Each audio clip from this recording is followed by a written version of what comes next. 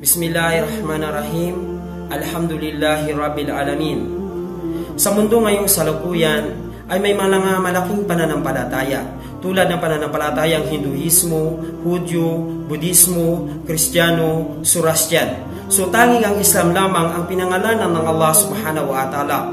Ang Islam, ito ay nagmula sa salitang salam o kapayapaan. Ang Allah subhanahu wa ta'ala ay nagwika sa Quran sa Surah Al-Imran, Kabanata 3, Talata 11, Inna dina indallahil Islam. Katiyakan, ang Islam lamang ang pananampalataya na mabuti sa paningin ng Allah subhanahu wa ta'ala. Hindi katulad ng ibang pananampalataya na ang kanilang pananampalataya, ito ay nagmula sa pangalan ng tao, sa pangalan ng tribo, at sa pangalan ng lugar. So tanging ang Islam lamang ang pananampalataya na tatanggapin ng Allah subhanahu wa ta'ala sa kabilang buhay. Inakir dawana, inalhamdulillahi rabbil alamin.